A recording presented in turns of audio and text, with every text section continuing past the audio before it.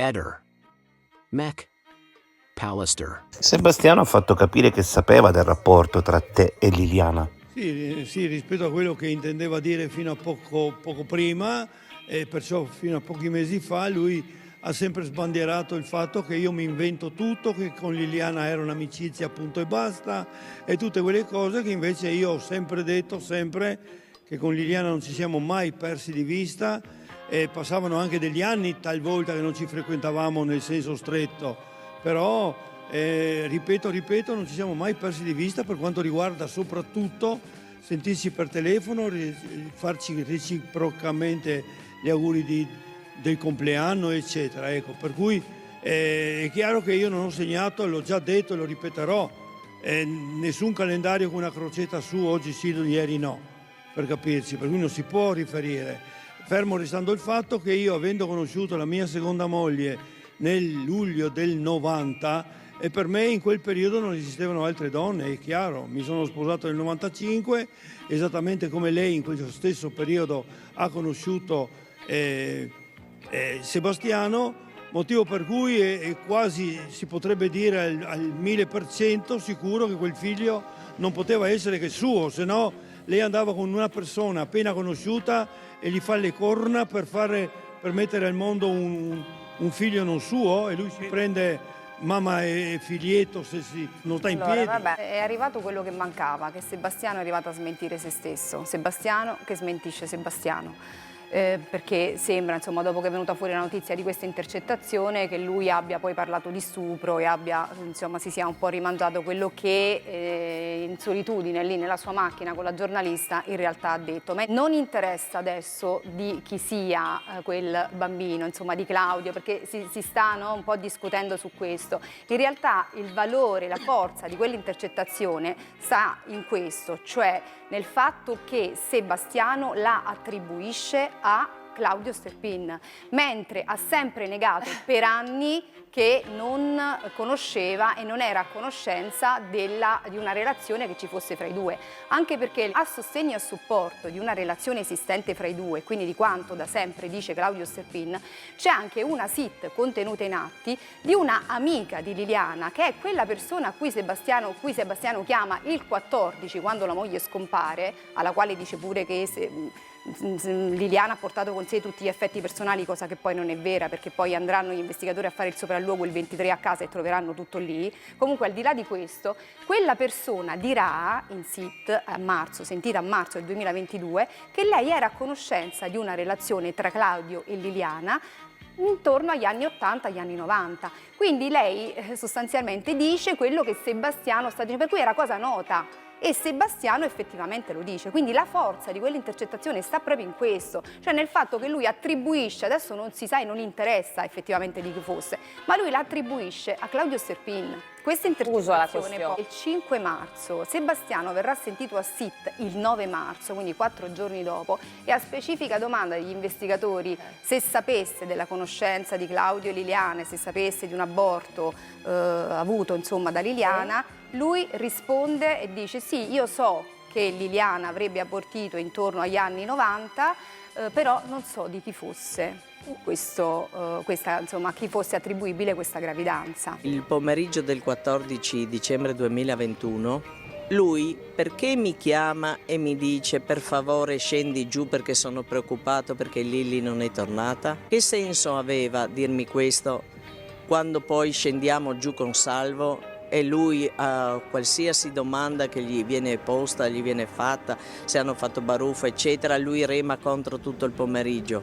Perché quando gli dico ma questo numero, perché non chiamiamo questo numero sconosciuto, che poi sapevo logicamente di chi era, lui mi risponde tanto sarà di un amico. Perché quando sono scesa un paio di giorni dopo da Sebastiano, lui mi riferisce guarda che Liliana ha avuto un'interruzione di gravidanza?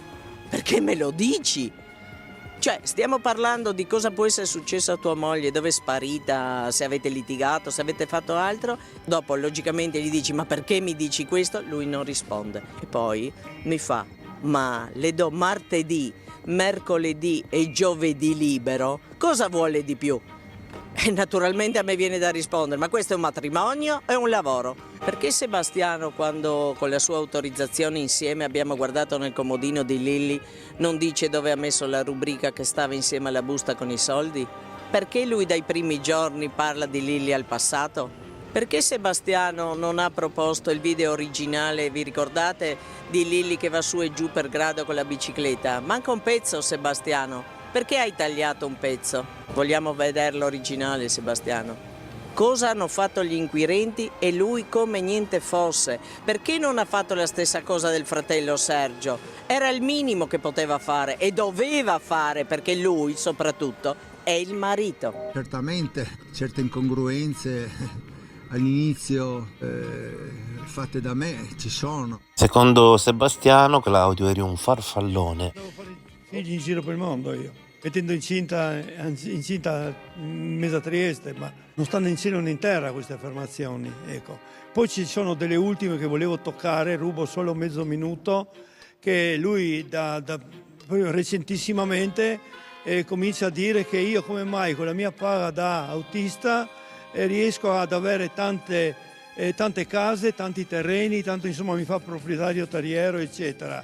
Io la casa che ho è eredità di papà e mamma, era la loro, il pezzo di terra di 150 metri che è stato aggiunto al primitivo, in tutto sono 550 metri, divisi a metà tra me e mia figlia che abita sopra. Sebastiano che continua a dire tutte queste cose qua, volevo velocissimamente dire che io ho fatto non solo l'autista ma anche prima il commesso, poi durante il mio periodo di autista mi sono preso il diploma da geometra, poi ho partecipato a un corso universitario di informatica e ho finito la mia vita lavorativa come programmatore al centro di calcolo della mia azienda. Ma io a Sebastiano volevo girare semplicemente una domanda che gli è stata già fatta, io lo so, a fine dicembre, ma perché non si libera la coscienza se ne ha una e ci racconta quello che è successo a Liliana?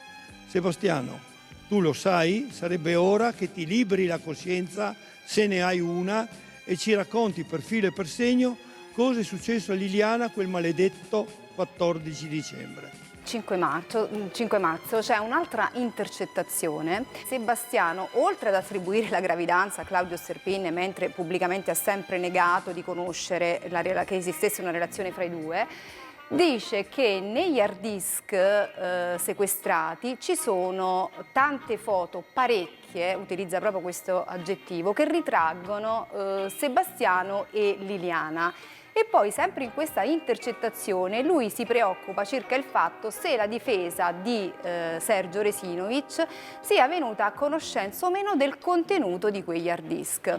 Quindi in realtà tutto sostanzialmente riporta a questa relazione e sicuramente a una conoscenza della relazione che c'era. Probabilmente lì dentro c'era la prova. Consegna questi hard disk a Pino e Laura in modo che non emerga il contenuto degli stessi. Per evitare che poi fossero probabilmente trovati all'interno dell'abitazione, ma non solo, lui agli amici chiede anche se può consegnare una somma di 20.000 euro, se glieli può dare, altro fatto che Sebastiano negherà, ma la presenza di quei 20.000 euro in contanti, quindi di quella somma consistente in quella casa, Sebastiano aveva anche 20.000 euro in contanti e chiede sempre a questi amici Pino e Laura a cui consegna questi hard disk di tenere, insomma se può consegnare, se possono custodirgli questi soldi all'interno della cassaforte. Consegna questi hard disk a Pino e Laura in modo che non emerga il contenuto degli stessi. Conteneva le prove della esistenza di una amicizia tra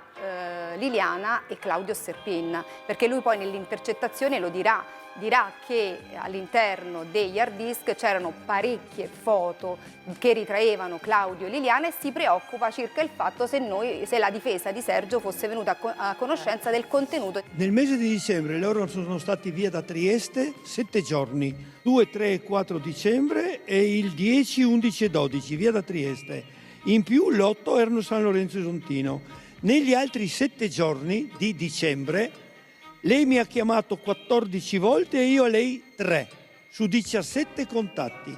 Non solo, si è fermata in casa mia l'1 dicembre e il 12 Lei si è fermata in casa mia 6 ore di presenza in casa mia, dalle 9 alle 3. Lo Hanno può fare ricamato Sebastiano, talmente tanto in no? quella famosa telefonata, la telefonata del giorno 13 durata 16 minuti, ben 16 minuti una telefonata, quando abbiamo avuto a nostra disposizione 6 ore in 2 giorni di dicembre. Però secondo Sebastiano è nella telefonata delle 8:22 che tu convinci Liliana a togliersi la vita. Cosa può succedere in un minuto o 2? Cioè, lui Allora, dice discussione, ma lui si inventa, lui si arrampica su tutti gli specchi che trova. E quando non ci sono gli specchi li porta da casa. Comunque, che si sta Sebastiano arrampicando dappertutto, conoscesse, Sebastiano. Questa è la stesse. realtà. Certamente certe incongruenze all'inizio fatte da me ci sono. Eccolo! Ehi, non dimenticare di iscriverti a questo canale.